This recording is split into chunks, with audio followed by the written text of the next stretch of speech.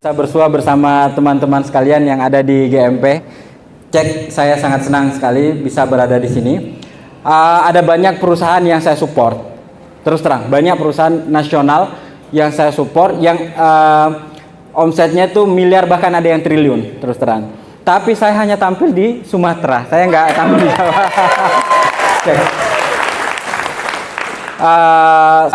Kenapa kok saya mendukung GMP? Pertama, saya teringat perkataannya dari Jack Ma. Jack Ma, tadi Pak Budi juga mengambil kata-kata dari Jack Ma. Ketika monyet itu dikasih di depannya pilihan antara uang atau pisang, kira-kira monyetnya ngambil apa? Pisang. Ngambil pisang monyetnya. Kenapa? Karena dia nggak tahu bahwa uang itu bisa membeli lebih banyak pisang. Dia nggak tahu. Sama dengan teman-teman kita yang belum sadar tentang bisnis jaringan ya. Kalau dikasih pilihan antara mau kerja atau mau bisnis, dia pilih apa? Dia pilih kerja. Karena dia nggak tahu bahwa bisnis itu bisa menghasilkan lebih banyak uang dibandingkan dengan kerja. Terus terang Bapak Ibu, banyak orang di luar sana mencibir MLM ya. Wah, itu apa, Ponzi dan macam-macam. Yang biasa menggoda saja, mending tapi saya mendukung seperti itu. Karena kalau misalnya bisnis saya dukung, ada perusahaan ya, terus terang kami dukung, itu omsetnya per tahun bisa di atas 1 triliun. Itu, tapi keuntungannya siapa yang nikmati? Orang lain. Bosnya itu bisa sampai beli boneka apa sih kemarin yang Blackpink bawa itu? Labubu. Itu beli 2 miliar. Cuma boneka kecil. Sementara distributornya nggak bisa seperti itu. Nah, kalau di bisnis jaringan, setiap orang punya hak masing-masing. Jadi kekayaan itu merata, Bapak Ibu. Itulah saya kenapa mau mendukung apa yang dilakukan Pak Budi dan Ibu, niat baik di teman-teman JMP ini. Seperti itu. Alhamdulillah. Mudah-mudahan kita niatkan ini untuk kemajuan bersama. Di samping kita memperbaiki tanah, kita memperbaiki kesehatan, kita juga memperbaiki ekonomi. Jadi ada 3. Tanah, lingkungan, kemudian kesehatan, dan kemudian ekonomi. Sip, lanjut. Pada kesempatan kali ini saya diberi kesempatan untuk menjelaskan mengenai herbal, Bapak Ibu. Jadi besok baru pupuknya.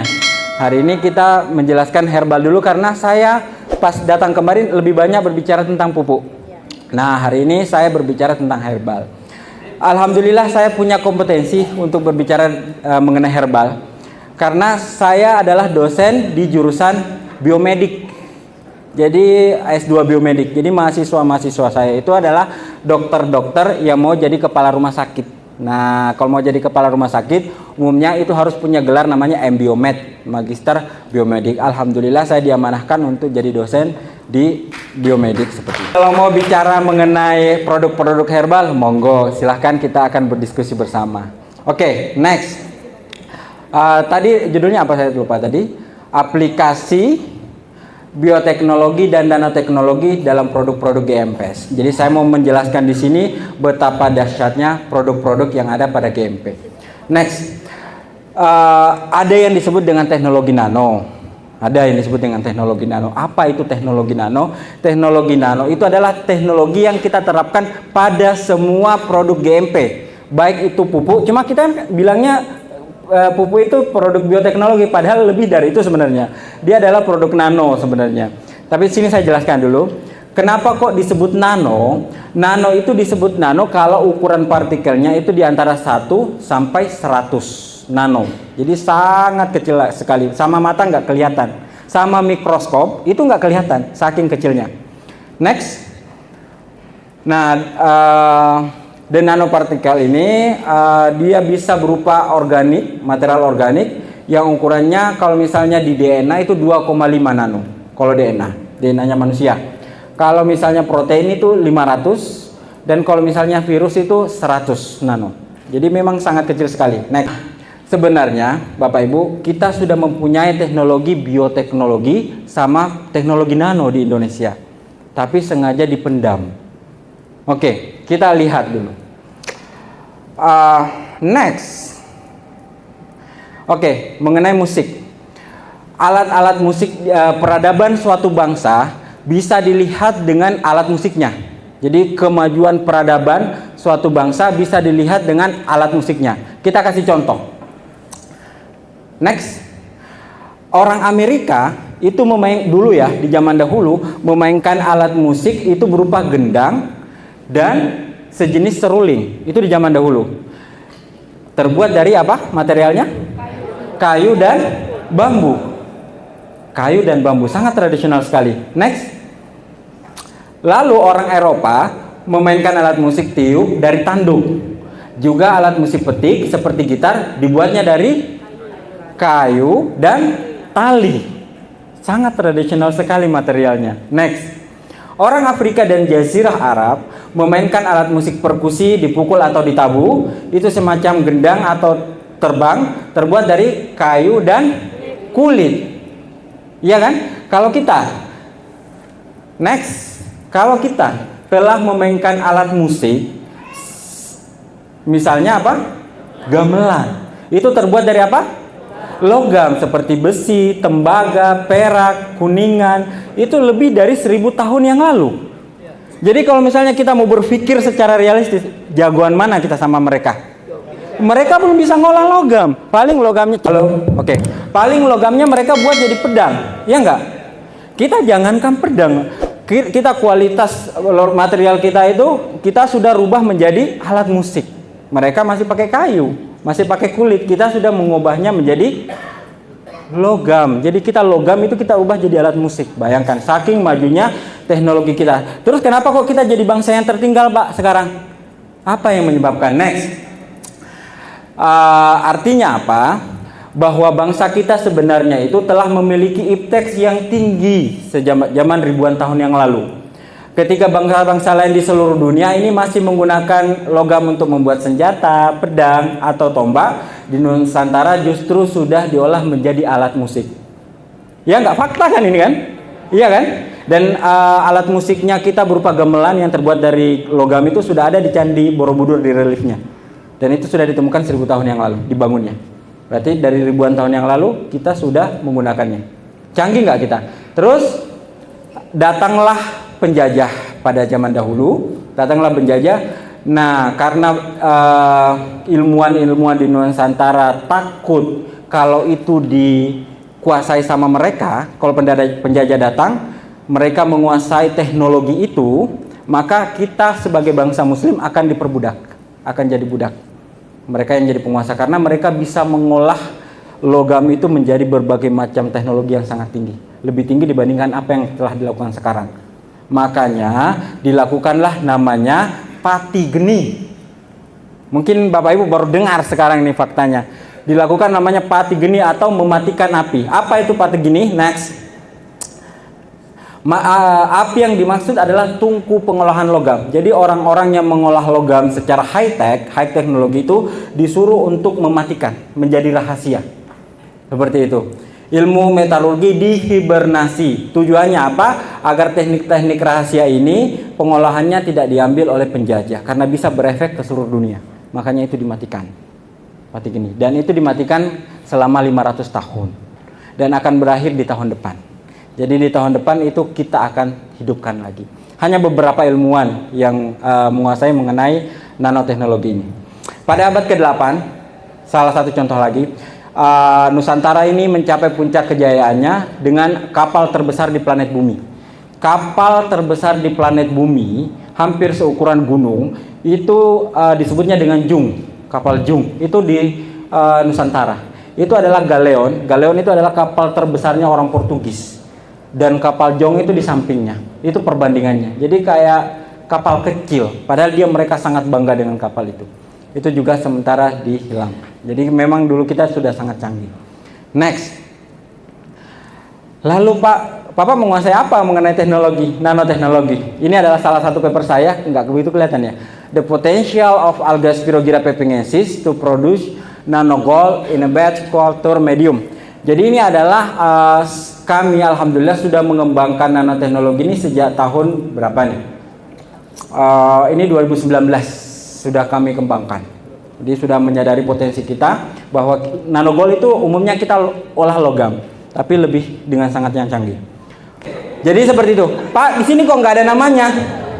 Ini kan penulisnya Agus Rahman, Eka Putra Abbas, Satriani Armain, Arbanus. Ini mahasiswa saya. Nanti nama saya di belakang. Next. Ini adalah alga yang kita beri kemampuan. Jadi kita tanamkan bakteri di dalam alga tersebut sehingga alga tersebut bisa menyerap emas. Bayangkan. Jadi kita bisa memanen emas itu dengan menggunakan bakteri. Nah, saya buka. Jadi seperti ini. Jadi kita bisa memanfaatkan teknologi dan itu teknologi dari ribuan tahun. Baru kita buka sedikit demi sedikit. Jadi ini yang sebelah kiri alganya kan warna hijau. Kita kasih pre-treatment khusus, bakteri dimasukkan ke alga. Bisa nggak? Bakterinya ini dimasukkan ke alga, alganya inilah yang kemudian bisa menyerap emas. Adalah salah satu contohnya ini kalau misalnya di komputer langsung bisa kelihatan ya. Ini Spirogyra alganya. Ini dari 20 ppm, 15 ppm, 10 ppm dan 15 ppm. ppm itu part per million ya. Itu adalah ukuran emas, ukuran nano ya. Jadi ketika berwarna seperti ini, yang paling kiri cek itu di 20 nano, kalau yang sebelah kanan 30 nano, 40 sampai 60 nano. Jadi ada berbagai macam-macam nano-nanonya. Dan di sini kami membuktikan bahwa dia adalah ukuran nano. Artinya apa? Kita sudah menguasai teknologi nano. Ini adalah tadi jurnalnya diterbitkan, Pak. Namanya di mana? Ini namanya International Journal of Applied Biology. Bisa dilihat dengan editor in chief-nya, ini nggak kelihatan. Saya dari masih di Hasanuddin University di sini. Jadi maksudnya yang punya jurnalnya saya yang mengelola. Ini diperbesar aja. Next. Kemudian associate editornya ini dari Australia. Kemudian anak buah saya itu ada dari Cina, Indonesia, kemudian Mustafa Nadin Oaid itu kalau nggak salah dari Mesir ya. Mesir, kemudian Mr. Jiban ini dari India kalau nggak salah. Kemudian ada berbagai Indonesia. Jadi ketuanya, kemudian anggota saya dari berbagai negara. Ada Australia, Cina, kemudian Mr. Faruk Hossain itu dari Bangladesh, kemudian Nirmal Kumar itu dari India. Macam-macam. Jadi alhamdulillah kami ketuanya. Nah, jurnal-jurnal tersebut, hasil penelitian tersebut kami yang harus menyeleksi, kemudian bisa terbit di jurnal tersebut. Nah, kebetulan saya ketuanya. Nah, itulah tadi papernya saya perlihatkan mengenai nanogold tersebut. Nah, kan nggak enak saya yang punya jurnal sendiri, kemudian saya jadi penulis di situ. Jadi saya mending kalian aja lah mahasiswa-mahasiswa. Nah, seperti itu. Next lagi di study dapat disimpulkan bahwa alga di sini, alga ini dapat merubah atau mensintesis gold nanopartikel. Jadi dia bisa membuat nanopartikel emas. Nah, pakai menggunakan medium untuk menumbuhkan alganya. Nama mediumnya diambil dari nama saya sendiri. Jadi saya punya paten beberapa untuk menumbuhkan bakteri itu pakai media.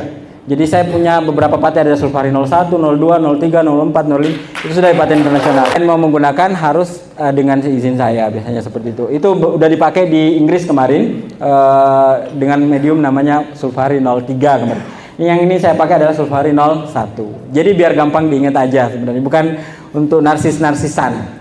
Nah, ini katanya medium sulfari 01 ini ketika digunakan untuk menumbuhkan alga Spirogyra, di mana alga Spirogyranya ini dibenamkan bakteri di dalamnya, itu bisa untuk membuat nanopartikel. Nah, nanopartikel emas ini gunanya apa?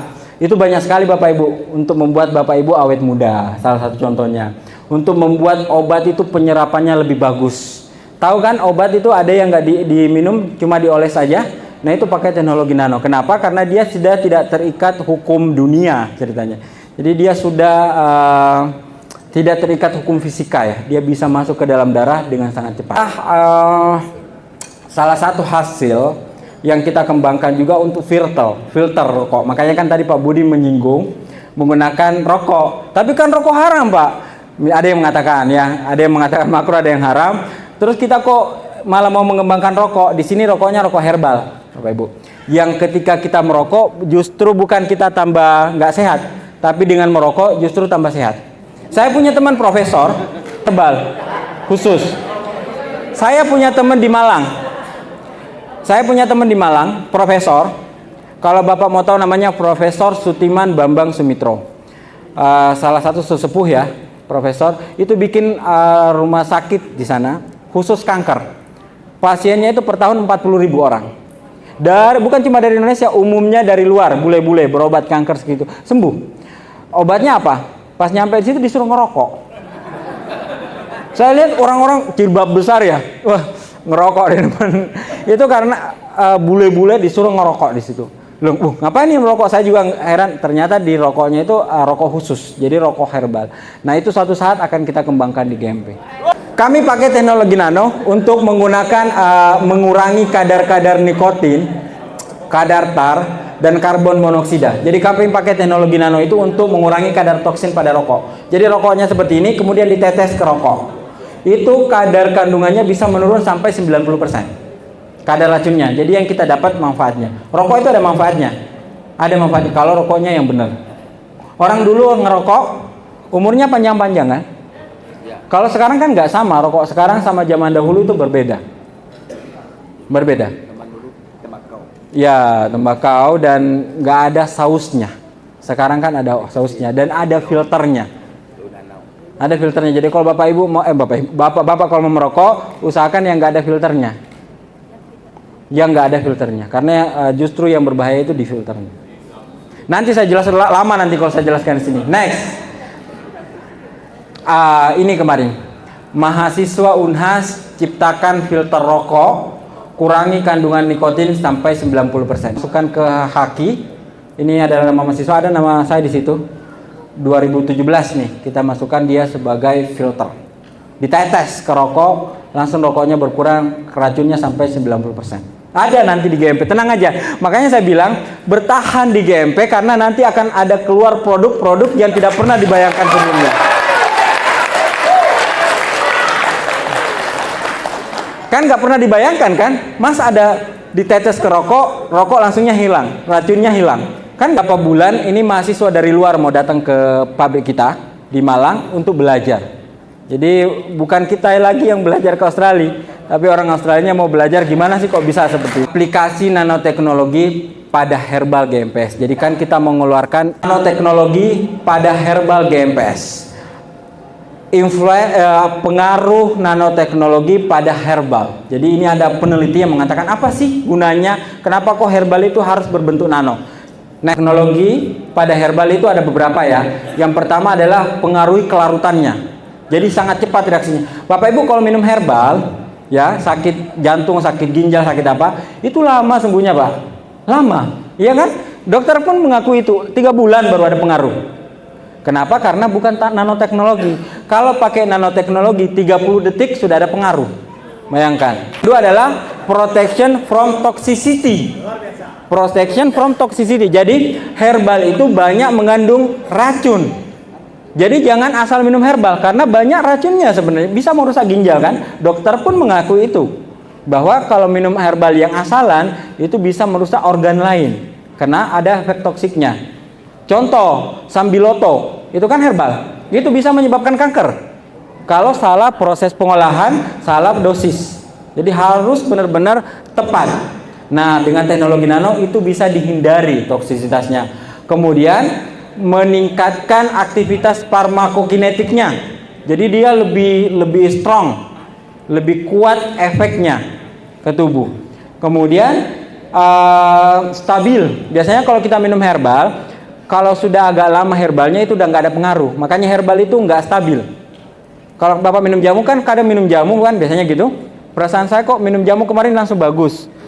Ini saya sakit lagi minum jamu yang sama kok beda. Ya karena memang herbal itu nggak stabil. Dengan teknologi nano dia akan stabil sampai bertahun-tahun. Makanya ini herbalnya ini nggak ada kadaluarsanya.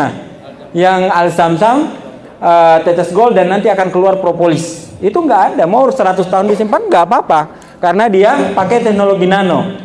Tapi kan kita dibatasi sama aturan BPOM. Sama BPOM itu harus maksimal 5 tahun. Makanya kita bilang kadaluarsanya 5 tahun. Sebenarnya nggak ada. Gitu karena kita dibatasi. Improving distribusi. Jadi dia lebih cepat menyebar. Kalau kita minum herbal itu mampir dulu ke usus, mampir dulu ke ini, mampir dulu ke ini, nggak tepat sasaran kadang. Jadi lebih banyak jadi kotoran kadang kalau herbalnya nggak tepat. Next. Nah, klasifikasi herbal di Indonesia itu saya bagi menjadi 3. Oke. Yang pertama itu adalah namanya Simplicia. Jadi kalau Bapak Ibu ambil jahe, kemudian makan jahe itu namanya Simplicia. Herbalnya itu namanya itu Pak Simplicia. Ada yang namanya ekstrak, ada yang namanya ekstrak nano. Kita lihat. Simplicia next adalah, nah Simplicia itu biasanya gini loh, yang jamu seduh, kemudian jamu kapsul. Bapak Ibu kan pasti pernah kan? Jamu kapsul yang diubek, yang dikasih air panas terus diminum, itu namanya jamu kapsul. Kemudian dia berbagai berbentuk pil. Tahu kan yang pil yang berbentuk pil itu juga disebut dengan Simplicia. Jadi cuma herbalnya itu dijemur, kering, habis itu dihancurkan. Nah, itu disebut dengan Simplicia. Atau kadang dengan ekstraksi sederhana dijemur, kering, kemudian ditambahkan air, kemudian airnya diuapkan. Itu namanya termasuk juga Simplicia. Itu sederhana. Jadi belum ada teknologi di situ. Makanya kita kembangkan namanya teknologi nano. Nggak fitnah saya, tapi nanti saya jelaskan di sini. Next, yang akhirnya kita kembangkan namanya teknologi nano, yang kita combine sama bioteknologi. Yang akan kita keluarkan ada 3, tetes gold, alzamsam, sama propolis. Harap kemarin sebenarnya keluar izin edar BPOM-nya. Sudah di pusat, semua data sudah masuk. Mungkin dalam beberapa 1-2 hari ini mudah-mudahan sudah keluar, sehingga kita mantap lah untuk mendistribusikannya. Alhamdulillah. Kita sudah keluar namanya sertifikat. Jadi produk-produk GMP itu ada namanya sertifikatnya CPOTB. Jadi sudah disertifikasi sama BPOM, masuk kategori cara pembuatan obat tradisional yang baik. Jadi sudah ada sertifikatnya, ditempel di kantor kok. Namanya sertifikat CPOTB. Itu sertifikat yang susah untuk didapat. Alhamdulillah GMP sudah ada. Jadi aman lah nanti. Untuk 3 produk ini, tetes gold, alsamsam, dan propolis, lupa saya tulis, itu menggunakan teknologi nano. 2 juga menggunakan teknologi biotek. Jadi beda sama yang lain. Bedanya apa? Teknologi herbal GMP ini sudah lebih maju dibandingkan herbal-herbal lainnya. Kenapa? Karena kita menggunakan aplikasi bioteknologi, kemudian aplikasi nanoteknologi, kemudian kita risetnya berbasis riset. Nah, dibanding herbal lain, jangankan mereka mau pakai nanoteknologi, Bapak Ibu. Jangankan mau pakai teknologi, nanoteknologi. Formulasi saja masih keliru formulasinya dan masih mengandung BKO. BKO itu apa? Bahan kimia obat. Hampir semua jamu itu mengandung BKO, bahan kimia obat. Pas dikasih sampel ke BPOM itu biasanya mereka beda sama anunya. Pas kita sidak ke lapangan itu ternyata mengandung bahan kimia obat. Jadi itu sebenarnya kimia. Jadi kita cuma ditipu dengan label jamu. Jadi kita mau herbal ini tidak mengandung BKO dan menggunakan nanoteknologi. Yang saya bilang bahaya herbal abal-abal ya. Hampir semua jamu itu enggak semua ya, tapi hampir semua itu mengandung BKO. BKO itu bahan kimia obat. Itu apa? Bisa merusak liver, bisa merusak ginjal. Syukur-syukur kalau liver sama ginjal, ada yang sampai jantung. Jangan minum 46 jamu berbahaya ini karena mengandung BKO, ini menurut BPOM. Next. Ini juga ya. Ini namanya tawon liar, ini menurut analisa BPOM ya. Ini kemarin sudah ini karena dia mengandung bisa ini resiko terjadinya serangan jantung, stroke, kerusakan perut yang serius termasuk pendarahan, lambung terkikis, dan kerusakan usus yang fatal. Jadi hati-hati sekali. Next, hanya mengandung kimia. Jadi ada juga herbal yang bersih Bapak Ibu. Contohnya herbal yang nggak ada BKO-nya itu contohnya tadi tol angin. Itu nggak ada BKO-nya. Nggak ada BKO, aman tuh. Tapi belum tentu dia salah kombinasi. Jadi herbal itu harus tepat juga kombinasinya. Oke? Saya kasih contoh dulu lah. Apa itu disebut dengan kombinasi? Jus tomat pernah minum? Kira-kira sehat nggak? Salah. Ini nggak sehat.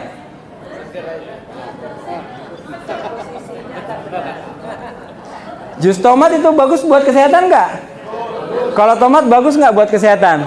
Ya kan, bingung kan? Bingung kan? Loh, tomat kan bagus kan, ini kan seperti ini. Saya mau kasih ilustrasi. Tomat itu mengandung namanya likopen. Next, likopen ini hanya larut dalam lemak. Jadi tomat itu kalau dibuat jus itu nggak dapat nutrisinya, percuma. Karena likopennya yang ada pada tomat itu hanya larut dalam minyak. Makanya tomat itu cocoknya dijadikan sambal. Karena baru dapat nutrisinya. Kalau jadi jus tidak dapat nutrisinya. Sederhana. sampelnya kan, sederhana. Tapi banyak yang nggak tahu. Makanya di Italia itu, saya pernah di Italia itu, orang Italia itu pagi-pagi makan salad, ya nggak? Salad buah kan? Itu tomat disiram pakai apa?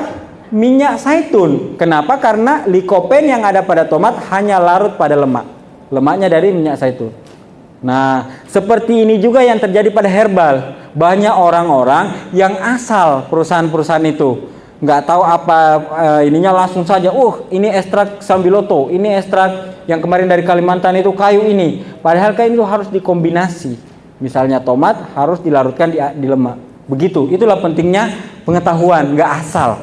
Nah, alhamdulillah kita di GMP itu nggak asal ngeluarin formula, tapi memang kita teliti jauh mendalam seperti itu. Karena baru tahu kan, ternyata tomat itu harus disambal, nggak boleh di jus.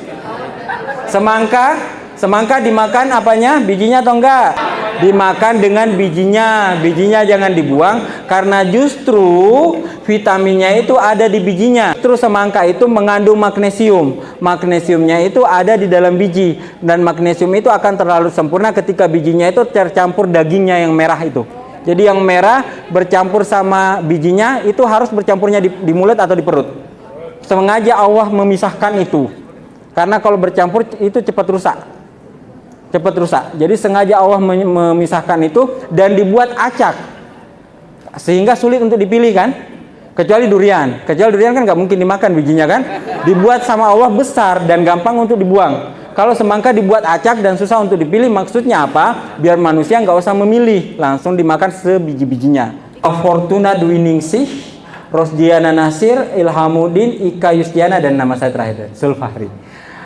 Ini biasanya yang terakhir itu yang pangkatnya lebih tinggi biasanya. Ini sambiloto dapat meningkatkan interleukin 2 pada tikus. Ini fakultas kedokteran. Nah, bisa di zoom mungkin, Mbak. Kalau mau lihat saya benar berasal dari kedokteran dan saya bisa berbicara herbal. Nah, itu Master Program of Biomedical Sciences, Graduate School, Universitas Hasanuddin, Departemen Biochemistry dan Biologi. Membuktikan ini adalah usus. Jadi usus itu kita belah, Bapak Ibu. Jadi kita kasih makan ini mencitnya pakai sambiloto herbal, kemudian ususnya kita belah. Kita belah ususnya, ternyata bagus. Ternyata sambiloto ini bagus untuk kesehatan mencit lah. Ini hasil penelitiannya seperti ini, bagus sekali. Kemudian saya bilang ke mahasiswa, coba cek hatinya, jangan sampai sambiloto ini bisa merusak hati. Next. Ternyata hasil penelitiannya itu hatinya juga ikut rusak. Jadi kalau minum sambiloto aja, itu hati bisa rusak. Jadi minum jamu itu memang bagus ke usus, tapi bisa merusak organ lain. Nah, makanya saya bilang sambiloto itu nggak boleh diminum sendirian, harus dikombinasi dengan yang bisa mendukung fungsi hati. Salah satunya adalah kurkuma. Jadi temulawak atau kunyit itu bisa mendukung fungsi hati. Jadi suatu herbal efeknya dihilangkan dengan menggunakan herbal lain. Begitu. Jadi nggak asal kita formulasi. Salah formula, liver bisa rusak. Salah formula. Next. Ini kemarin ada yang lagi rame nih sekarang produknya. Ini produknya orang ya, bukan produknya GMP ya. Namanya ini es kurma gold. Ada yang pernah dapat iklannya di Facebook atau pernah mencoba? Namanya ini adalah es kurma gold. Dia bilangnya ini nanoteknologi, oriented technology from Jepang katanya. Tapi dia hanya menggunakan dia bilangnya nano kurkumin katanya. Jadi dia bilangnya nano kurkumin dari Jepang. Nah, tapi kan ini lebih canggih. Bapak Ibu minum jamu beras kencur, pernah nggak?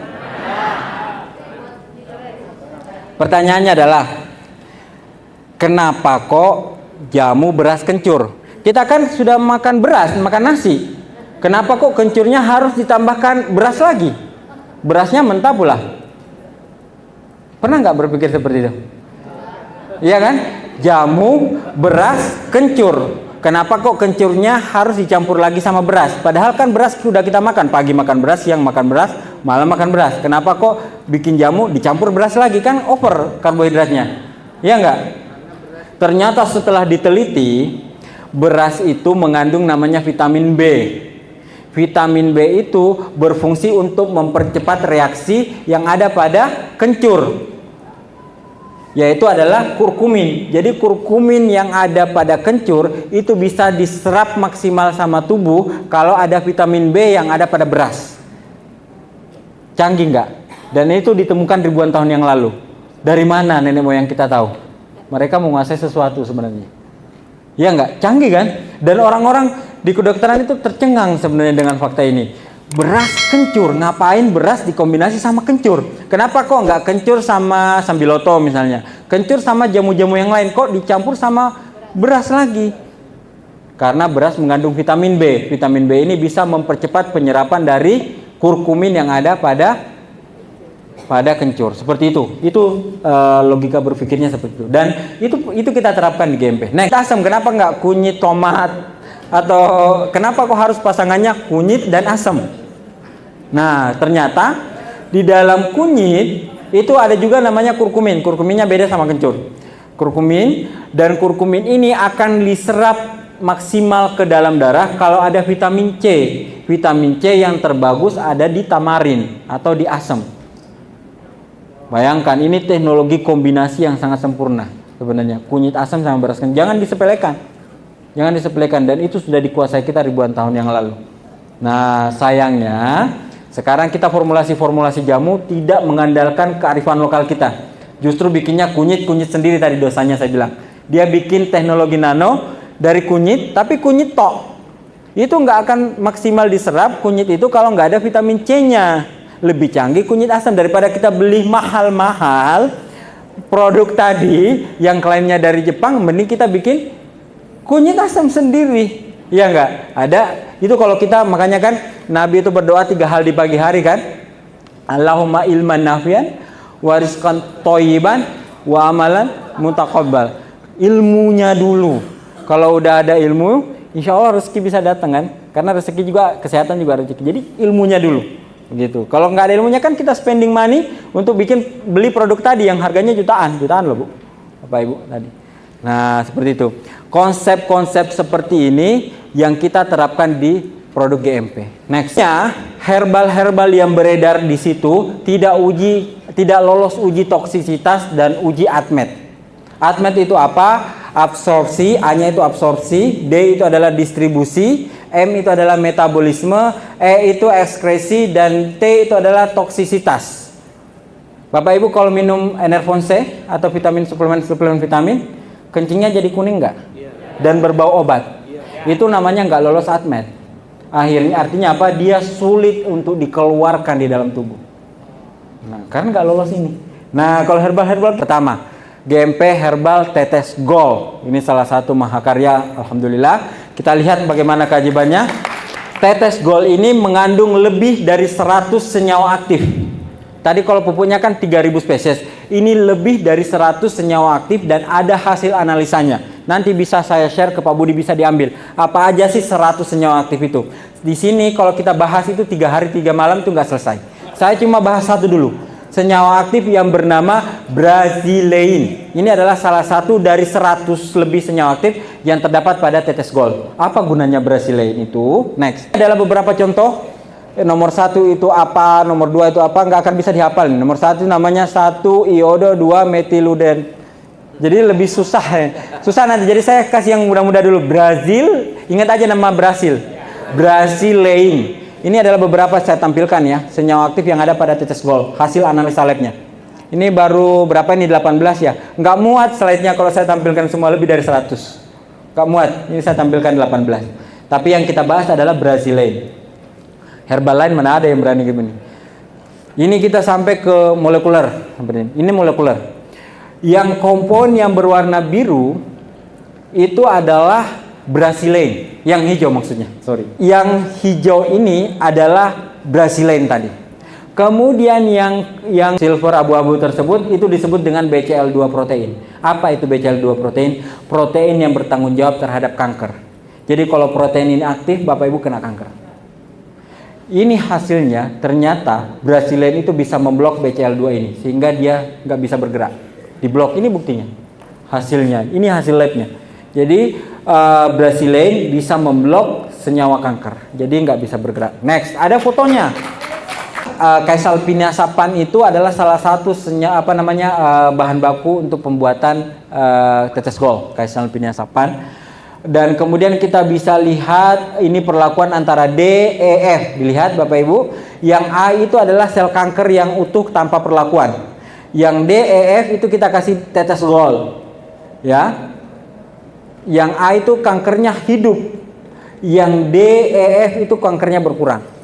Bayangkan, ini fotonya dan ini nggak bisa ditolak, ini hasil lab. Jadi ini adalah bukti menunjukkan bahwa bisa membunuh sel kanker, terutama bagian E ya, bisa ditunjuk. Nah itu tanda petunjuk kankernya itu rusak.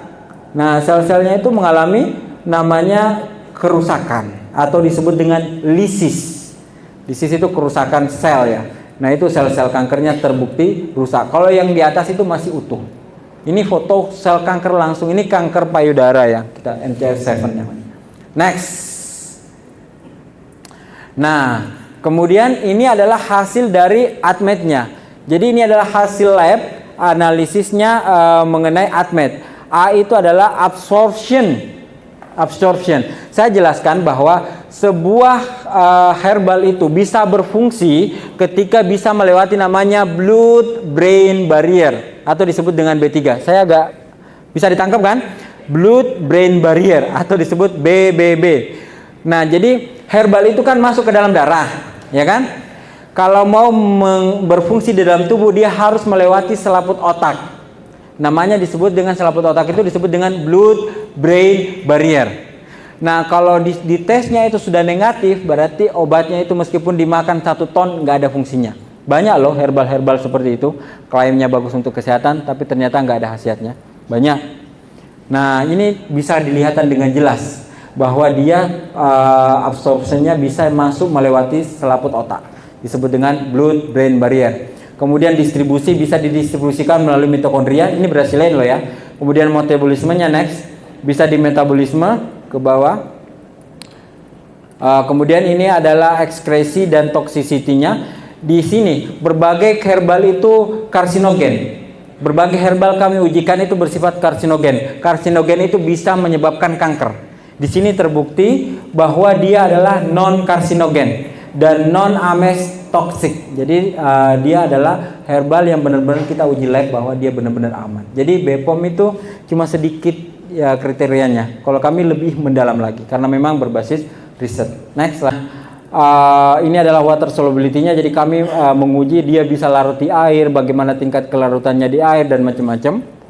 Kemudian next lagi. Ini adalah physicochemical properties-nya. Jadi kami lihat adalah molecular weight-nya. Pernah Bapak Ibu minum obat, Bodrex misalnya, ya semisal itu, obat sakit kepala, habis itu mengantuk. Mengantuk kan?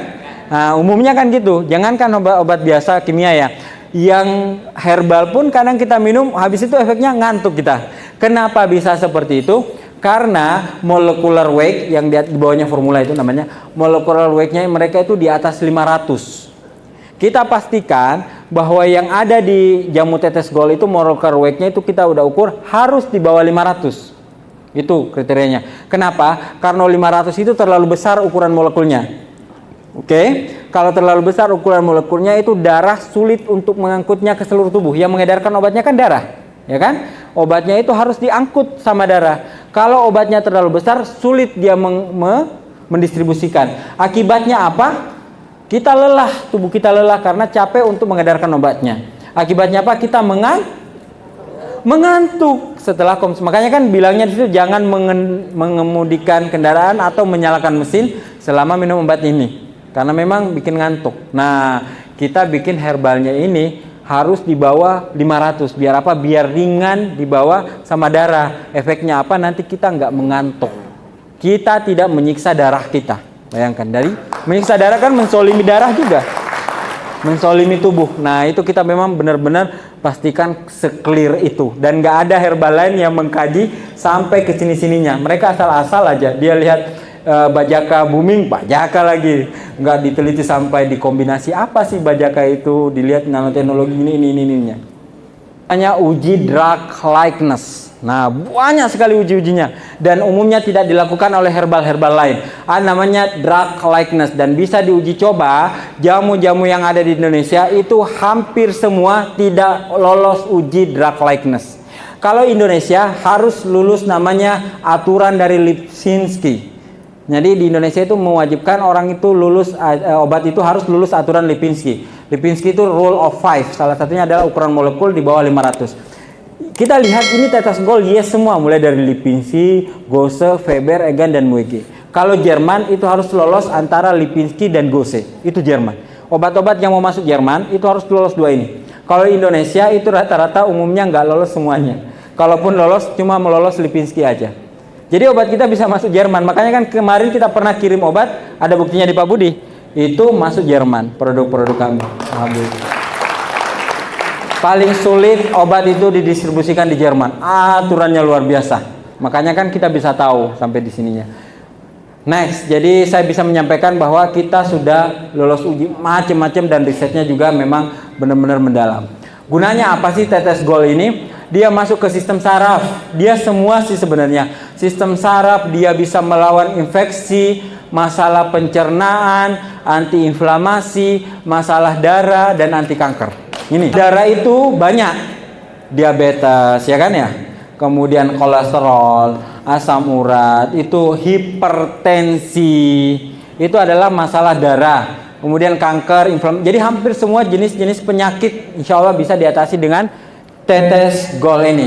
Next, kita sudah mengalami namanya vaksinasi.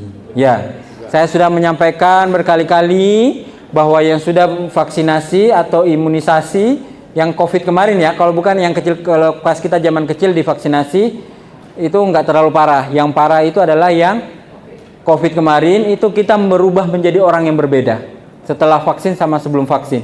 Daya tahan tubuh kita menurun secara drastis. Kita jadi orang berbeda, kita kayak 10-20 tahun lebih tua dibandingkan sebelum vaksin. Jadi setelah suntikan itu tubuh kita kayak remuk gitu, kayak apa sih namanya, loyo. Dikit-dikit capek, baru nyapu halaman depan rumah, punggung ini pusing-pusing, sakit lagi 3 hari. Baru perjalanan, dulu kita sebelum vaksin bisa dari Sumatera Utara ke Sumatera Selatan naik mobil. Sekarang kan baru nyampe ini udah mulai capek. Iya nggak? Merasa nggak seperti itu? Merasa. Ini datanya ada. Ini data dari WHO. WHO menyebutkan bahwa, ini kalau Bapak Ibu bisa baca, diperbesar aja mungkin Pak ya. Di WHO dikatakan bahwa sebanyak 5.758.340 orang yang melaporkan dapat side effect dari AstraZeneca. Yang lain juga lebih parah. Dan umumnya itu mengenai masalah blood, masalah darah. Jadi darahnya Bapak Ibu itu sudah nggak murni lagi, beda sebelum divaksin. Makanya kita harus waspada, herbalnya harus dikuatkan. Jangan sampai pilih herbal yang abal-abal lagi. Karena kita sudah rentah sekarang. Kita sekarang usia 30-40 tahun itu setara mungkin nenek, orang tua dan nenek-nenek kita yang setara mungkin 60-70 tahun kekuatan fisiknya. Karena habis divaksin ya, itu memang efeknya seperti itu. Kita selamat dari penyakit tapi efeknya dibawa seumur hidup. Nah, banyak bahkan yang nggak bisa on lagi setelah vaksin. Ada di sini yang mengalami nggak bisa berdiri setelah divaksin. Banyak yang kayak gitu. Mudah-mudahan di sini nggak ada. Nah, ini yang mau kita pulihkan lagi Bapak Ibu. Kita mau pulihkan lagi biar bisa berdiri lagi, bisa kembali lagi. Jangan rentah seperti sekarang ini. Karena memang dilaporkan itu banyak side effect-nya. Jadi jangan sampai salah pilih herbal. Herbalnya harus dikuatkan, bekam, totok punggung macam-macam herbalnya. Karena memang kita sudah menjadi manusia yang berbeda dengan sebelumnya. Alhamdulillah saya nggak vaksin. Nah, jadi disebut dengan pure blood, darah murni. Nah, saya punya ilmunya. Makanya kan dibilang ilmu, rezeki, kemudian amal yang diterima. Nah, itu doanya Nabi setiap hari. Karena kita punya ilmunya, kita, nah, alhamdulillah. Oke, itu masalah pertamanya kita Bapak Ibu, masalah vaksin. Jadi karena sudah divaksin, sudah harus dikuatkan herbalnya tiap hari kalau perlu. Tetes gold, pagi, siang, sore. Karena kalau enggak, untuk itu sisa-sisa vaksinnya insya Allah bisa dibuang lewat kencing. Bisa, tapi harus agak lama. Nah, nanti bisa, ya. Ini salah satu upaya juga sebenarnya. Masalah kedua adalah masalah makanan kita yang sudah nggak sehat. Makanan kita, terutama masalah gula. Gula ini kita mau nggak mau, suka nggak suka harus konsumsi, namanya gula pasir kan ya. Ya kalau bisa dihindari. Saya sudah beberapa tahun nggak konsumsi gula pasir. Jadi minum teh, tehnya tawar. Minum kopi, kopinya pahit. Tapi kan kadang kan kita nggak bisa menghindari. Bertamu ke rumah orang mesti dikasih teh manis atau di sirup-sirup atau di roti-roti. Jangan pikir minum gula itu hanya melalui teh atau kopi ya. Semua yang ada di Indomaret, biskuit-biskuit, roti-roti itu kan mengandung gula semua. Dan gula itu bukan cuma gula pasir ya. Gini, saya jelaskan pelan-pelan. Jadi gula yang sehat di zaman dahulu, di zaman dahulu kita itu pakai gula merah sebelum Belanda datang. Itu sehat. Gulanya kita tidak mengenal namanya gula pasir. Makanya kan orang-orang dahulu itu kuat-kuat badannya, padahal mereka makan gulanya banyak. Kuat mereka makan. Bayangkan kue-kue di Pekanbaru ini kan manis-manis kan ya. Manisnya luar biasa. Ya enggak? Tapi kok orang-orang zaman dahulu sehat-sehat. Mereka karena pakai gula merah. Tapi kan sekarang kita kan gula merah pun itu kadang-kala lebih jahat dibanding gula pasir. Kenapa? Dicampur kimia Bapak Ibu. Campur kimia. Nah, awalnya gula itu sehat. Sehat, tapi sekarang itu jadi kayak tebu. Itu kayak antara kandungan glukosa, sukrosa, fruktosa, enzim aktif, senyawa aktif, dan insulin like. Oke? Jadi banyak kandungan senyawanya yang ada pada tebu. Tapi karena diproses secara berlebihan, disebut dengan ultra processing food, maka senyawa itu dibuang, hilang. Yang diambil cuma kandungan sukrosa dan fruktosanya aja. Sehingga nggak sehat. Justru orang obatnya diabetes itu apa? Air tebu. Karena dia ada namanya kandungan insulin like. Nah, kalau misalnya ini cuma kandungan sukrosa dan fruktosanya ini, itu tidak bisa masuk ke dalam sel. Tidak bisa masuk ke dalam sel. Kenapa? Karena tidak ada namanya insulin like. Jadi buah-buahan itu bisa dicerna. Kenapa? Karena ada dia hormonnya. Di buah-buahan itu ada hormonnya namanya hormon insulin. Jadi insulin itu bukan hanya dihasilkan sama tubuh Bapak Ibu, tapi juga ada di buah-buahan. Oke, jadi buah-buahan itu mengandung insulin. Durian itu ada insulinnya, kurma terutama ada insulinnya, tebu ada insulinnya. Tapi karena tebu ini diolah jadi gula pasir itu nggak ada insulinnya. Artinya apa? Ketika masuk ke dalam tubuh, dia harus dicerna. Yang harus bekerja keras untuk menghasilkan insulin adalah pankreas. Oke, Bapak Ibu, karena pankreas kita terlalu bekerja keras, akibatnya rusak. Karena rusak tidak bisa memproduksi insulin lagi. Akibatnya apa? Kita kena diabetes. Di sini banyak yang kena diabetes. 1 dari 5 orang kena diabetes. 1 dari 5. Kalau di sini kita ada berapa orang? 200 orang, berarti 40 orang di sini yang kena diabetes. Ada yang sadar, ada yang nggak sadar. Mungkin kita udah kena diabetes tapi kita nggak sadar. Itu faktanya. Dan makanya saya menjelaskan di sini karena ini adalah salah satu problem umat. Problem yang banyak akan dihadapi Bapak Ibu nanti di lapangan adalah masalah diabetes. Bagaimana cara mengatasi masalah diabetes ini? Ini adalah salah satu peran kita nanti. Bagaimana cara mengatasinya? Next. Kemudian hampir semua minuman, ya. Mereka ini nggak pakai gula pasir. Bapak Ibu mikir kalau misalnya teh pucuk harum, teh apa itu? Teh-tehan, palpi, itu pakai gula pasir? Nggak pakai gula pasir, tapi sesuatu yang jahat daripada gula pasir. Namanya itu high fructose corn syrup. Dia itu adalah 4 kali lipat lebih manis daripada gula pasir, tapi harganya separuhnya gula pasir. Gula pasir 12.000 1 kilo, dia cuma 6.000. Kemudian dari 6.000 1 kilo itu dia 4 kali lipat lebih manis dari yang harga 12.000. Jadi dia seharga kurang lebih kalau dibandingkan cuma Rp1.000-an, 1.500 sekilo. Jadi kalau ada gula dengan harga 1.500 dibandingkan dengan harga yang 12.000, perusahaan kira-kira pilih mana? 1.500. Makanya kan mereka bisa untung. Jadi semua minuman, biskuit, roti-roti yang dijual itu AOK dan macam-macam itu pakainya high fructose corn syrup. Rugi mereka kalau pakai gula pasir. Dia itu jauh lebih jahat dibandingkan gula pasir. Itulah yang tiap hari kita konsumsi. Suka nggak suka? Iya kan? Suka nggak suka? Karena kita nggak punya pilihan makanan yang lain. Adanya itu, adanya sari roti, adanya AOK, adanya minuman-minuman tersebut. Ya kan? Nggak ada pilihan lain. Boleh sih, tapi kan kita sangat menderita. Orang lain pada makan roti, masa kita nggak ikut nyicip meskipun sedikit. Nah, next. Oke, karena tubuh ini terlalu banyak memakan gula, tubuh itu hanya bisa mencerna 4 sendok gula setiap hari. 4 sendok gula. Karena kita terlalu banyak mengkonsumsi, maka pankreas kita menjadi error. Oke, pankreas kita menjadi error sehingga merusak. Jadi kita di sini ada beberapa fase ya. Nggak ada yang sempurna pankreasnya, termasuk saya. Pasti ada kerusakan 10-20%. Ke pankreas itu ketika sudah rusak 80% baru dia kena diabetes. Jadi mungkin ada yang sudah 70 di sini, 70% tingkat kerusakannya itu belum sadar. Gitu. Jadi hati-hati sekali. Makan minumnya kalau bisa pakailah tetes gold atau al-zamzam atau propolis nanti yang akan kita keluarkan. Nah, glukosa ketika mau masuk ke dalam tubuh itu harus namanya ada insulin. Oke? Makanya orang kena penyakit namanya penyakit gula. Artinya apa penyakit gula itu? Kadar gula di dalam darahnya banyak. Kenapa kadar gula di dalam darahnya banyak? Karena nggak bisa masuk ke dalam sel.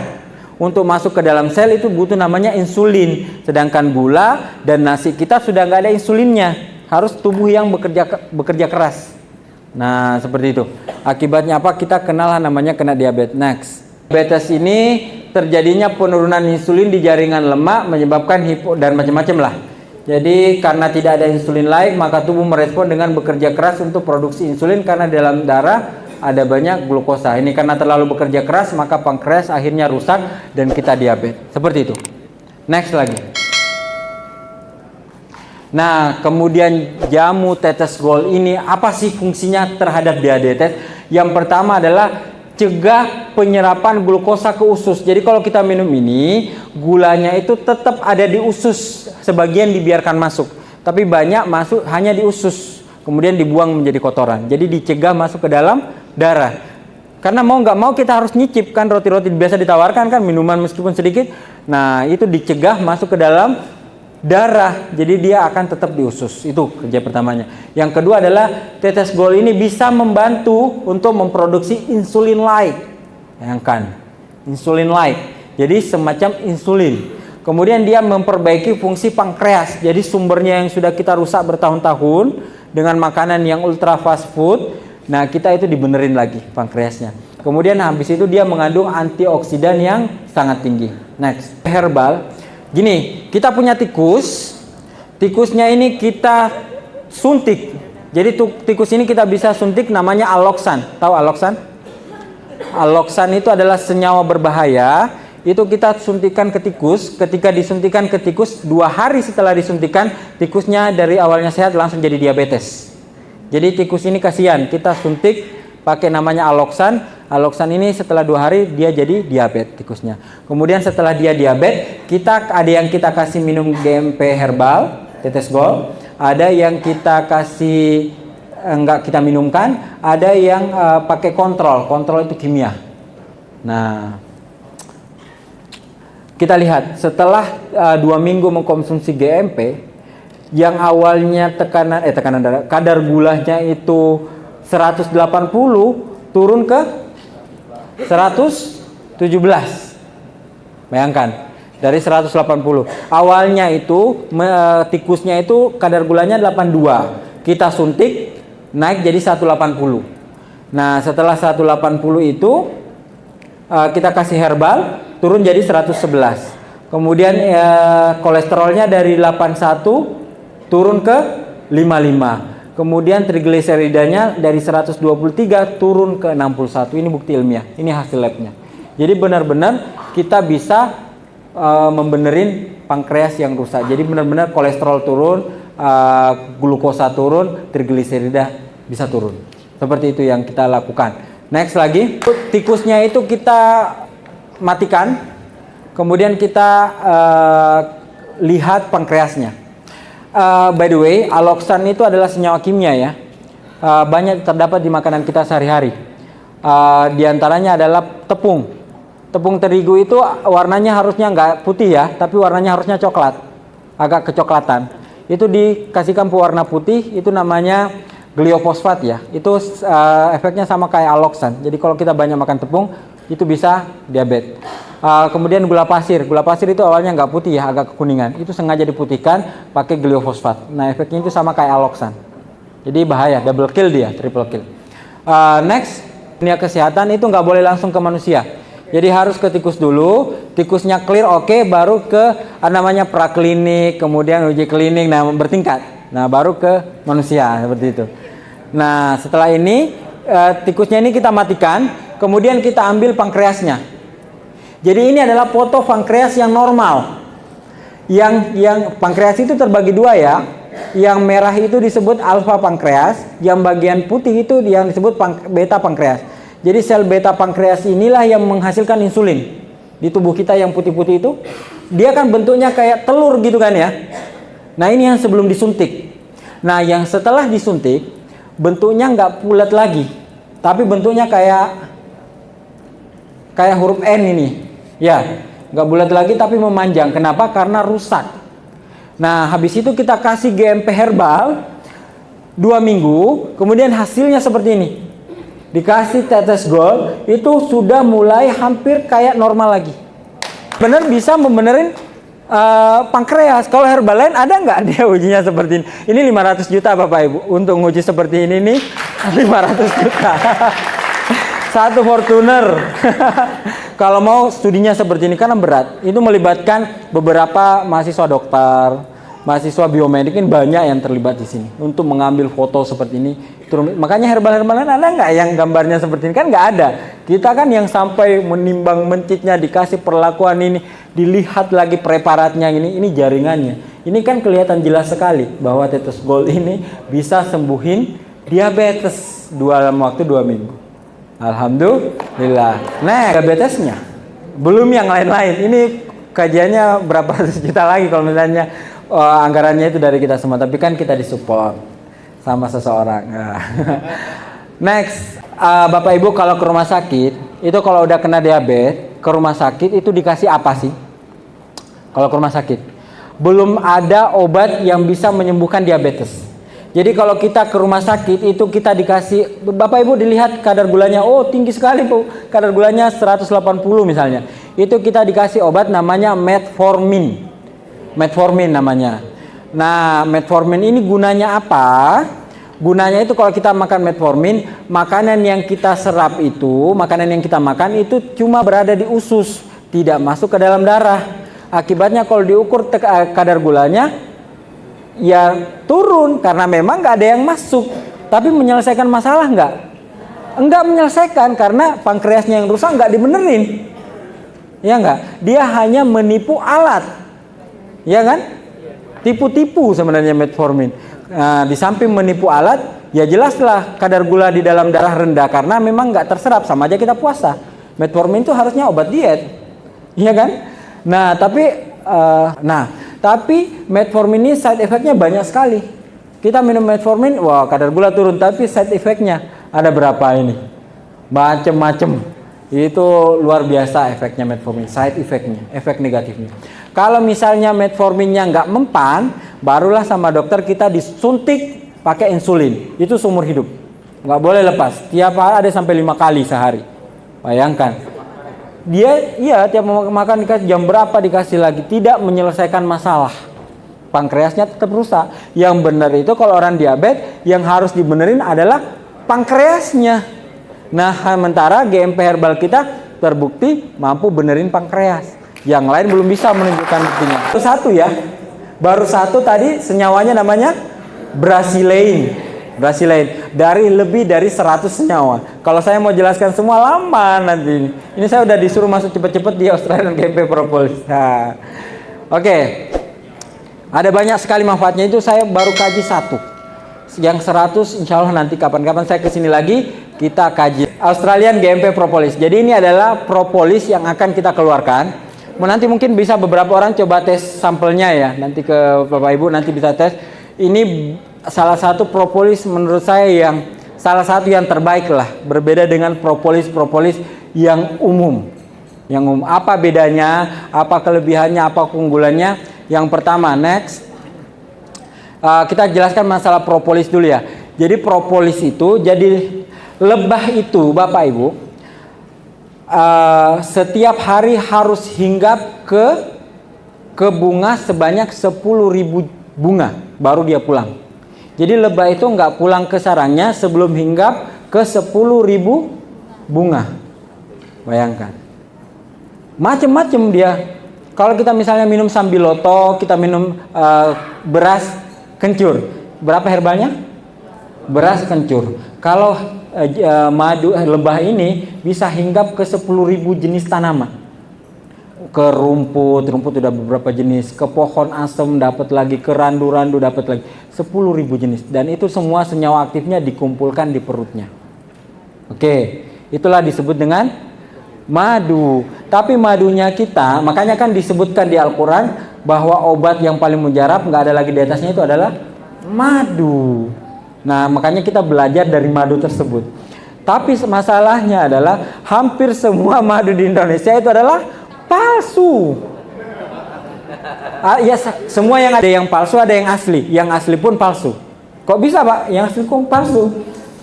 Yang asli itu madunya itu dilatih, lebahnya itu dilatih untuk minum air gula. Jadi dia nggak perlu, daripada kamu capek-capek ke 10.000 jenis tanaman kan capek. Dia disediakan air gula di situ. Jadi lebahnya itu cuma minum gula. Akhirnya kita dapat herbalnya berapa? Nggak ada. Syaratnya kan harus 10.000 minimal. Lebahnya ini sudah terlatih, nggak usah kamu cari-cari 10.000 jenis bunga, minum aja ini gula disiapkan. Itu madunya asli, tapi palsu. Karena nggak ada khasiatnya kan kalau kayak gitu. Kita cuma dapat manisnya. Itu terjadi di Indonesia dan hampir di seluruh dunia seperti itu. Makanya madu itu asli dan palsu. Yang asli pun palsu. Nah, makanya kan kita susah sekali sekarang seperti itu. Nah, makanya kita ciptakanlah ini Australian Propolis. Kita ambil dari propolisnya. Kalau propolis itu sarangnya Bapak Ibu. Sarangnya. Jadi selain dia mencari madu, dia juga hinggap ke pohon-pohon, dia dapat getahnya. Kayak darahnya pohon lah. Dapat getahnya. Getahnya itulah yang dibikin menjadi sarang. Nah, kalau sarangnya kan nggak mungkin palsu kalau sarangnya. Iya nggak? Madunya boleh palsu, tapi sarangnya nggak mungkin palsu. Masa dia mau bikin sarang dari tempat lain kan nggak mungkin. Dia hanya bisa bikin dari getah pohon tersebut. Jadi propolis itu dapat diambil dari getah pohon. Next. Makanya kita bikin propolis. Jadi Amazing Propolis ini mempunyai aktivitas antioksidan yang paling kuat di planet bumi itu adalah propolis. Antioksidannya kuat banget. Jadi satu tetesnya itu luar biasa ya, setara dengan 10.000 herbal. Satu tetes. Setara dengan makan, ada yang bisa makan 10.000 herbal? Nggak ada. Ada yang bisa makan 500 jeruk per hari? 500 jeruk. Nggak ada kan? Next. Nah, ini radikal bebas itu banyak sekali Bapak Ibu ya. Mulai dari UV light kalau berlebihan. Tapi saya sebaiknya Bapak Ibu dapatlah sinar matahari 1 sampai beberapa jam ya setiap hari. Kemudian air pollution, polusi udara. Kan pasti kan kita menghirup polusi kan? Kemudian dari HP, kita nonton HP itu ada radiasinya. Itu disebut dengan radikal bebas. Kita lihat HP, TikTok, itu ada radiasinya masuk ke tubuh kita. Padahal cuma dilihat. Nah, makanya kan nanti kita bikin kacamata. Di GMP ini ada kacamata nanti yang bisa membuat itu kalau kita nonton YouTube bukannya radikal bebas tapi yang bagus ke dalam tubuh. Oke, di propolis itu ada kandungan namanya bioflavonoid. Jadi diingat-ingat ya, saya ngeluarin nggak banyak-banyak tadi. Di tetes gold namanya brasilin. Kalau di propolis itu namanya bioflavonoid. Nah, bioflavonoid itu apa? Dia adalah antioksidan untuk menangkal radikal bebas. Jadi dari polusi, nah itu propolis. Nanti inflamasi, metabolisme dan macam-macam. Next. Kemudian bioflavonoid ini diambil dari getah ya. Jadi bioflavonoid ini disebut dengan vitamin P. Ingat-ingat Bapak Ibu, kalau lupa bioflavonoidnya disebut dengan vitamin P. Vitamin P itu apa? Itu kepada beberapa zat. Jadi misalnya hesperin, hesperidin, apigenin, dan bioflavonoid lainnya. Jadi dia disebut dengan vitamin P. Fungsinya apa? Next lagi. Untuk melawan radikal bebas. Salah satunya adalah sebagai antibakteri dia. Jadi dia adalah salah satu antibakteri yang kuat. kemudian anti-inflamasi, kemudian antivirus, kemudian melindungi hati, hepatoprotektor itu melindungi hati, kemudian dia juga anti tumor, anti kanker tentunya juga, mencegah terjadinya ulkus lambung ya, kerusakan lambung, dan bersifat vasodilator, jadi melebarkan pembuluh darah. Makanya setelah minum propolis itu jantung agak berdebar karena memang pembuluh darah terbuka. Oke, next. Keunggulannya ini adalah kita alkohol free ya. Jadi tidak mengandung alkohol. Semua jenis propolis di dunia itu hampir semuanya mengandung alkohol. Diekstrak menggunakan alkohol. Kalau kita tidak menggunakan alkohol karena tanggung jawabnya. Kemudian kita menggunakan lebah OZ, lebah Australia. Jadi propolisnya ini berasal dari Australia karena memang saya banyak tinggal di sana. Kenapa kok Australia? Kenapa kok nggak British propolis kan? British itu bagus. Tapi ada yang lebih ekstrim. British itu bagus katanya karena suhu di Inggris itu ekstrim, ya kan? Jadi suhunya dingin dan suhunya panas. Tapi karena dia berada dalam kondisi yang ekstrim, lebahnya ini, maka kualitas propolisnya juga sangat bagus. Karena tumbuhan itu untuk bertahan hidup dia mengeluarkan semua senyawa aktifnya. Sama kayak gaharu. Gaharu itu mengeluarkan aroma harumnya ketika terinfeksi sama fusarium. Jadi terinfeksi jamur baru dia mengeluarkan aroma harumnya. Sama dengan tumbuhan. Tumbuhan itu mengeluarkan senyawa aktifnya karena dia sangat ekstrim sunyi. Tahu nggak Bapak Ibu? Satu buah kelapa itu gizinya sama dengan satu biji kurma. Bayangkan kelapa kan besar kan? Itu gizinya sama dengan satu butir kurma. Kenapa? Karena kurma itu di daerah yang sangat ekstrim panasnya sehingga dia terkonsentrat. Gitu. Sama nilainya. Dan itu memang berkerabat. Nah, di Australia juga seperti itu. Jadi dia terkonsentrat senyawa aktifnya. Makanya kita kita ambil propolisnya itu dari Australia karena memang di sana ekstrim. Kemudian kita menggunakan teknologi pelarut dengan pelarut khusus. Karena sekarang ini industri propolis ini bingung, Bapak Ibu. Bingung mereka. Kenapa? Karena mereka nggak punya pelarut. Karena sama pemerintah itu dilarang ya. Ada 3 jenis yang dilarang, mulai dari propilin glikol, sorbitol, sama gliserol. Itu adalah pelarut propolis dan sekarang itu mereka bingung. Pada nanya ke saya, minta tolong diformulasikan propolisnya agar bisa dijual nih. Nah, tapi saya biar ini jalan dulu aja lah yang GMP. Nah, ini kita punya ekstraksi dingin dan pelarut khusus. Yang lain itu 5 hari selesai. Jadi kayak British, kemudian Melia, Melia dan macam-macam itu proses ekstraksinya 5-7 hari. Nah, pakai alkohol. Kemudian alkoholnya diuapkan. Jadi memang nggak mengandung alkohol ya British itu, tapi alkoholnya diuapkan. Jadi sudah hilang, tapi diproses dengan alkohol. Kalau kita tidak memproses dengan alkohol. Kemudian kita prosesnya selama 90 hari. Karena kita nggak pakai alkohol 90 hari. Jadi harusnya propolis kita lebih mahal. Karena tenaga kerja 90 hari kan lebih mahal, ya kan ya? Next.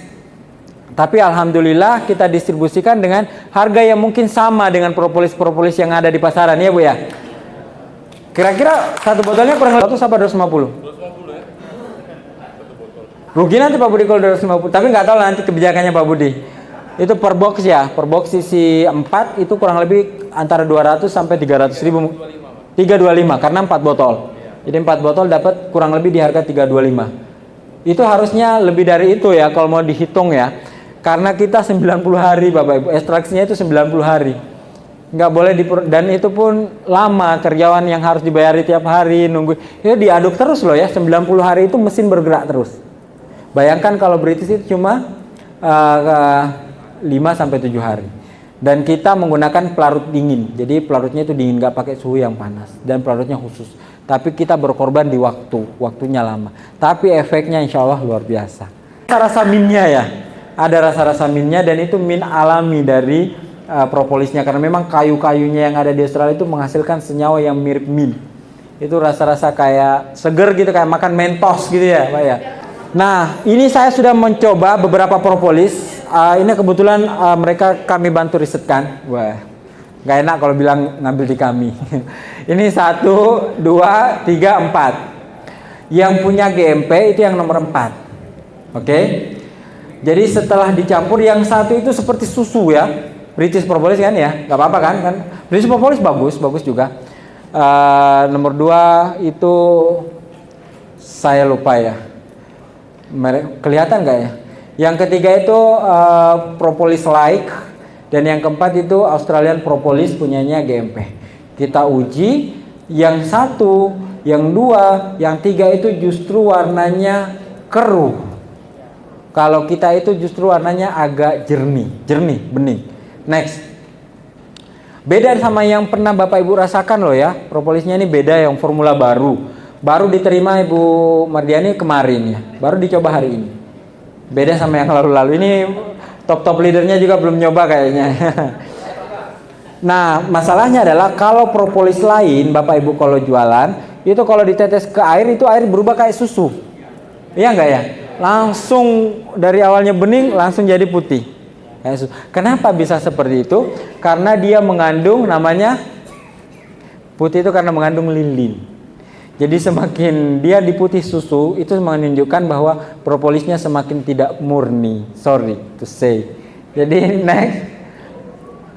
Jadi harusnya propolis itu flavonoidnya harus 45-55%. Itu syaratnya. Kemudian lilin atau wax, lilin itu bahasa Inggrisnya wax, itu harusnya di antara 23-35%. Nah, kalau di merek lain yang berwarna ketika ditetes jadi putih, itu malah kebalik. Yang flavonoidnya sedikit, malah yang banyak adalah lilinnya. Lilin itu efeknya jangka panjangnya ke hati, liver nanti. Jadi hati-hati kalau minum propolis, pilihlah yang bening airnya, jangan sampai berubah warna putih, karena memang bagus sih buat kesehatan, tapi jangka panjangnya ke hati. Next, saya nggak menjelek-jelekan, tapi seperti itulah faktanya. 1 tetes propolis ini setara dengan 500 buah jeruk. Kenapa? Karena setara 500 buah jeruk. Siapa yang bisa makan 500 buah jeruk? Nah, seperti itu. Jadi benar-benar kita berenergi. Saya makannya di siang ya, pagi enggak. Cuma cukup 1 tetes ini saya di pagi hari. Karena setara dengan 500 jeruk. Kan nggak bisa kita makan 500 jeruk. Paling kuat, paling kita 5-10 ya. Kalau ada yang bisa makan jeruk setiap hari 10 udah top. Paling rata-rata kita 2 aja itu udah mulai enak ya. Nah, ini setara 500. Makanya kan dia sangat sehat sekali. Nah, makanya disebut dengan superfood, karena 1 tetesnya loh ya. Sehari kita bisa minum, dosisnya ini 1 tetes per 10 kg berat badan. Jadi beda-beda. Tiap orang beda tetesannya. Jadi kalau yang agak gemuk, tetesannya agak banyak. Yang agak kurus, tetesannya agak sedikit. Jadi 1 tetes per 10 kg berat badan. Jadi kalau misalnya 75 berat badannya, berarti dikasih 8 tetes. Jadi ada bonusnya lah 5 kilo. Jadi seperti 1 tetes 500 jeruk. Jadi kalau misalnya berat badan kita 50 kilo, berarti setara dengan 5 tetes. 5 tetesnya berarti setara dengan 2.500 jeruk. Bayangkan betapa. Dan memang ini hasil ilmiah, bukan cuma saya yang mengklaim. Banyak jurnal yang bilang seperti itu. 1 tetes. Makanya kan astronot itu nggak makan jeruk, minumnya ini karena setara dengan 500. Nah, buah ini propolis yang bagus. Yang pertama ketika ditetes itu langsung menyebar. Seperti ini Bapak Ibu. Jadi dia nggak ngembang di atas. Ini diperhatikan baik-baik karena bahan promosinya Bapak Ibu nanti. Dia nggak ngembang di atas, tapi ditetes langsung jatuh ke bawah. Itu yang asli, yang benar-benar nano. Dia jatuh ke bawah, dia tidak mengembang di atas, di tengah, atau langsung jatuh ke bawah, diaduk langsung menyebar. Itu ciri-cirinya yang asli. Ditetes langsung menyebar. Nanti bisa diaplikasikan ya, dites. Nah, ini Bu Mardiani ini monggo. Silakan. Dia lihat, langsung jatuh ke bawah. Loh, lihat, langsung berenang ke bawah. Nah, dengan ciri madu yang asli. Madu yang asli ketika ditetes ke air itu langsung ke bawah. Dan ketika dilakukan di piring, jadi ada piring kita kasih air ya, kemudian kita tetes propolisnya, dia membentuk segi 6 sesuai dengan sarangnya lebah. Jadi itu memorial, jadi dia masih menyimpan memori yang ada pada sarang. Jadi menandakan dia benar-benar high quality propolis. Jadi kalau ada piring, kemudian kita tetes 1 tetes, itu tetesannya nanti membentuk segi 6. Nah, bulatannya itu. Jadi nggak bulat sempurna, tapi bulatannya segi 6. Nah, seperti itu. langsung menyebar. Nah setelah itu diaduk dikit langsung menyebar tanpa perubahan warna. Berubah nggak warnanya tadi? Ini kebanyakan Pak.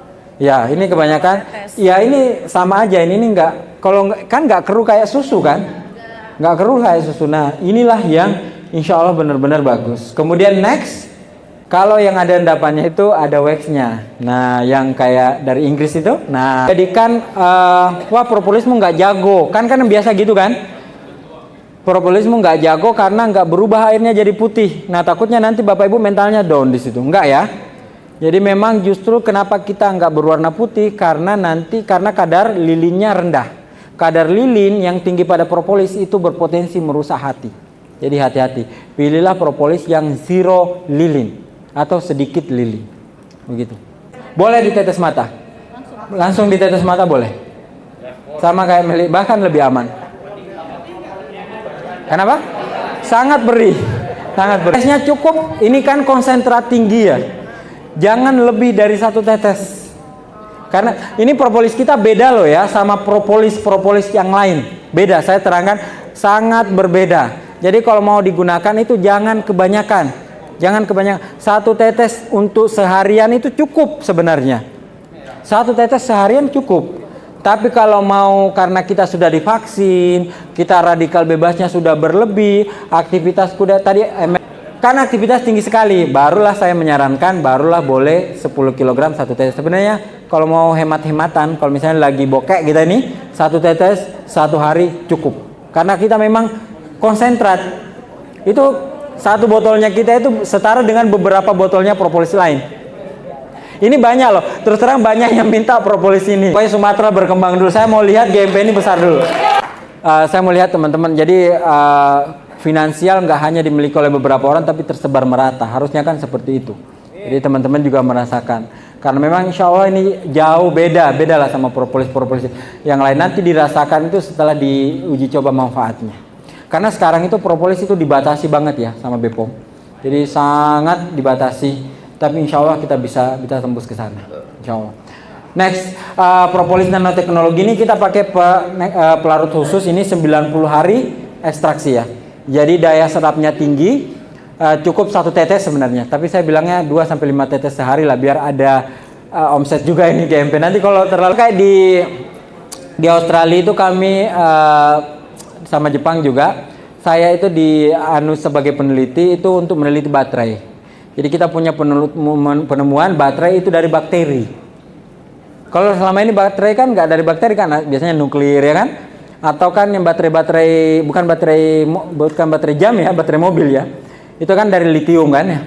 Nah ini kita kembangkan microbial fuel cell, jadi pakai teknologi bakteri, itu bisa bertahan 50 tahun. Jadi sekali cas, beli dari pabrik itu nggak perlu dicas, 50 tahun jalan terus. Tapi kan sama perusahaan-perusahaan kita nggak boleh seperti itu, harus dikurangi usianya biar mereka bisa tetap bertahan. Nah propolis kita itu 1 tetes cukup, tapi anjurannya memang 2-5 tetes sehari. Cukup sekali nggak apa-apa, pagi hari aja, siang hari aja, malam hari aja. Jadi makanya saya bilang ini sangat efisien karena 1 tetes ini kapan habisnya, setahun mungkin ya Bu ya. 1 mili itu 20 tetes. Kalau 10 mili berarti 200 tetes. Berarti bisa untuk 200 hari 1 botol itu. Tapi kalau mau bagus, efektif 2-5 tetes. Kalau mau lebih bagus lagi, per kilogram berat badan 1 tetes 10 kilo. Makanya kan harusnya dijual jutaan ini Pak Budi 1 botol. Harusnya memang ini harganya jutaan 1 botol ya, bukan 1 box. 1 botol alhamdulillah nggak apa-apa lah. Kita alhamdulillah ada rezeki dari tempat lain. Syaratnya nanoteknologi itu adalah bisa langsung ditetes ke tubuh, nggak harus ke bawah lidah, ke tangan juga boleh. Propolisnya ditetes di tangan juga boleh, di pembuluh darah, di tangan sama di leher sini. Leher sini juga boleh. Tapi kalau mau lebih bagus, itu di bawah lidah, cukup 1 tetes. Setelah ditetes di bawah lidah, barulah ditetes ke air, baru diminum. Jadi ada yang ditetes di bawah lidah, ada yang ditetes ke air, baru diminum. Itu baru sempurna.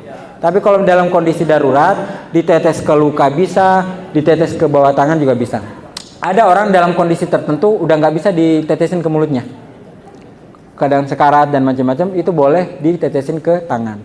Seperti itu. Di mata bisa, di telinga pun bisa. Nadi. Jadi kan dia nano, dia kan langsung masuk ke darah, meskipun hanya di tangan. Seperti itu. Iya. Jadi tapi kalau mau bagus, biar nggak dibilang, ini kok ada produk kayak gini, ditetes aja yang normal-normal aja di bawah lidah, biar kita nggak capek menjelaskannya. Gitu. Ya, nggak apa-apa ya, biar interaktif ya. Tanpa dicampur air, saya minum sendok bisa dan berani saya. Minum 10 botol sekali minum pun aman. Udah Bapak. Udah nih. Lagi. Ini ada berapa tetes kira-kira, Bu? Ada lebih dari 10. Banyak banget ini. Ini bisa saya minum, bismillah. Nggak apa-apa. Kelebihannya herbal yang benar-benar bagus dan murni itu kayak gitu. Dosis berlebih tidak apa-apa. Aman. Kalau dalam kondisi darurat, orangnya sekarat, minumkan aja 1 botol 1 kali minum, nggak apa-apa. Malah cepat reaksi. Ini jantung saya sudah mulai debar. Memang gitu. Ya, jadi kondisi darurat, jangan 1-5 tetes Bapak Ibu, 1 botol. Nggak apa-apa. Nggak apa-apa.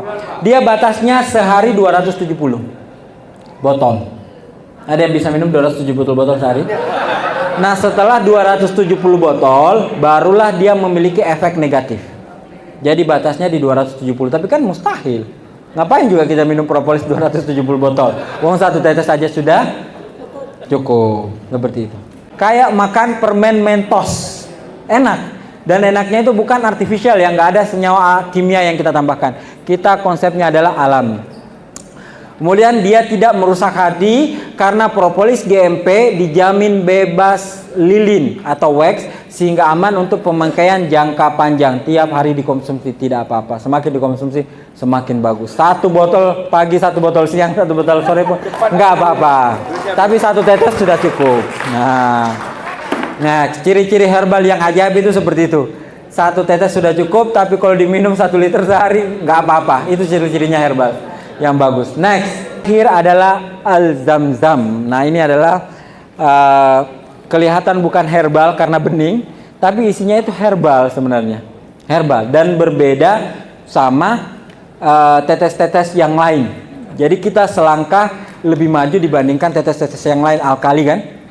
Jadi kayak misalnya punyanya yang lain lah. Saya nggak mau nyebutkan merek lain. Lagi masa-masa jadi seperti itu, kita beda karena kita nano. Ya, kalau kita insya Allah sudah ada. Nah, ini kita jelaskan. Oke. Jadi minuman itu yang bisa menaikkan pH darah itu adalah buah-buahan. Dan kedua adalah air zam-zam. Jadi air zam-zam itu bisa menaikkan pH darah karena dia memang pH-nya tinggi. Air zam-zam. pH-nya tinggi bisa menaikkan pH darah. Kalau buah pH-nya rendah bisa menaikkan pH darah. Nah, kalau herbal-herbal yang lain belum tentu bisa menaikkan pH darah. Dia bisa memang meningkatkan pH-nya air, tapi pH darah, jangan dulu. Kita lihat dulu slide-nya. Oke. Orang GMP harus paham banget ini, ya. 7,35 sampai 7,40 harus dihafal ya. pH darah 7,35 sampai 7,40. Kalau pH darah kita 7,22 itu kita mati. Jadi letal pH kita itu adalah 7,22. Jadi tubuh kita itu, Bapak Ibu, setiap harinya itu bekerja keras mempertahankan pH darah kita di angka 7,35 sampai 7,40. Semakin kita makan daging sapi, daging ayam, ikan, pokoknya daging-dagingan protein ya, itu menurunkan pH darah kita. Gitu. Kalau yang menaikkan adalah buah. Jadi kalau nggak berimbang, misalnya kita makan dagingnya 1 kilo, buahnya 1 kilo, itu baru pH-nya berada di 7,35 sampai 7,40. Tapi kan kadang kan kita makannya lebih banyak dagingnya kayak gitu kan. Akibatnya nggak mampu darah kita untuk menstabilkan pH. Oke, kita lihat seperti apa. Next. Oke, jadi Bapak Ibu diperhatikan dengan baik. Protein pada makanan itu umumnya hanya mampu diserap sebanyak 58%. protein pada makanan. Jadi jangan berpikir gini, saya makan daging yang diserap 58%, 42%-nya itu jadi kotoran. Enggak seperti itu konsepnya. Konsepnya adalah 58% itu bisa diserap, lalu 42%-nya itu tidak bisa diserap atau disebut dengan waste atau limbah. Limbah tersebut kemudian menjadi asam di dalam darah. Jadi darah itu hanya mampu menyerap 58, 48-nya nggak mampu diserap, dan 42-nya ketika nggak mampu diserap itu berubah menjadi asam di darah. Kemudian tubuh menetralisir asam tersebut dengan zat yang bersifat basa, alkalin kan. Nah, ngambil dari mana? Darah kita. Karena kalau ini kita makan daging, kemudian ini pH darah kita turun dan tidak dinormalkan, kita mati. Karena letal atau batas pH kita adalah di angka 7,22.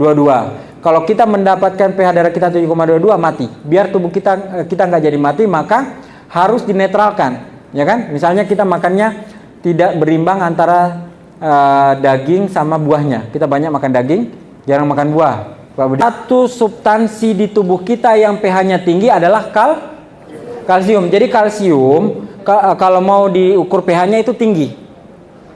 Kalsium itu tinggi pH-nya. Jadi ketika pH darah kita ngedrop, maka tubuh kita mengambil kalsium yang ada pada tulang untuk menstabilkan pH darah kita. Diambil dari tulang agar bisa di angka 7,35 sampai 7,40. Ngambilnya dari tulang belakang. Makanya kalau Bapak Ibu kecapean, kalau Bapak Ibu kecapean, yang sakit adalah kecapean atau salah makan. Ya kan? Banyak nyetir, kecapean, salah makan, yang sakit duluan adalah pinggang kan? Ya enggak? Itulah karena terlalu banyak kalsium dari tulangnya Bapak Ibu yang diambil. Gunanya apa? Untuk menetralisir pH-nya darahnya Ibu berada di 7,35 sampai 7,40. Bagus sih niatnya biar kita nggak mati kan? Tapi efeknya adalah kita sakit punggung karena kalsiumnya berkurang, diambilin. Nah, itu pertama. Yang kedua adalah karena kalsiumnya diambil, setelah itu ini yang putih-putih misalnya ya kalsiumnya. Kalsiumnya kan ada di dalam darah, ya kan? Selesai dia menetralisir pH ke angka 7,35 sampai ke 7,40, maka kalsium ini harus dibuang, ya enggak? Karena kalau enggak kan bahaya, ada kalsium di dalam darah. Memperlambat gerakan darah dia, bisa tersumbat seperti ini. Kan kalsium loh, tersumbat seperti ini bahaya, bisa stroke. Akibatnya kalsiumnya ini haruslah dibuang. Dibuangnya ke ginjal. Kan yang menyaring kan ginjal, yang bertugas membuang maksudnya. Yang bertugas membuang kan ginjal.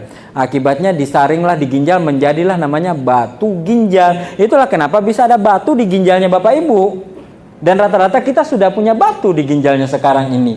Jangan pikir aman-aman aja. Nanti kalau udah membesar barulah kedetek. Sekarang ada, tapi nggak kedeteksi aja karena belum besar. Nah, jangan pikir aman-aman saya ginjalnya ini hampir semua kita ada batunya. Dari apa? Dari tulang kita. Jadi kita pertama sudah sakit tulang, kemudian karena tulangnya sudah sakit, ternyata kalsiumnya ditumpuk di ginjal.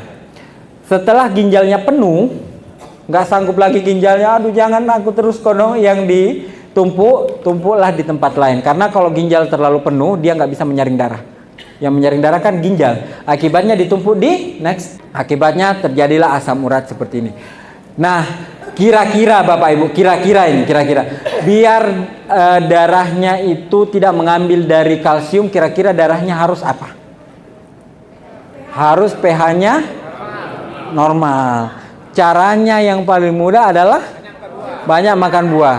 Kalau nggak sanggup makan buah yang banyak, maka minum air. Minum al-zamzam.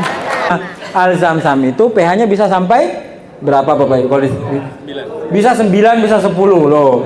Jadi minumnya al-zamzam, begitu sebenarnya solusinya. Bapak Ibu jangan khawatir cuma dapat pH-nya aja. Di dalamnya ada herbal-herbal yang bagus juga untuk kesehatan. Bagus untuk fungsi hati, bagus untuk mendukung organ reproduksi. sistem saraf dan sistem pencernaan, sistem pernafasan, itu kita riset semua, insya Allah bagus untuk itu. Jadi semuanya ada herbalnya dan konsepnya juga nano.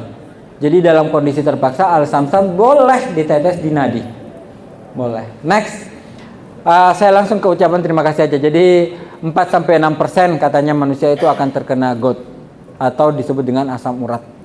Nah, Bapak Ibu yang sudah mulai asam urat harus hati-hati banget. Mungkin itu yang saya sampaikan. Ini masih ada slide. Baik, terima kasih Bapak Ibu. Saya akhiri dengan doa kafaratun majelis. Oke, mohon maaf atas segala kekurangan. Kalau ada salah-salah kata yang menyinggung Bapak Ibu, saya akhiri. Assalamualaikum warahmatullahi wabarakatuh.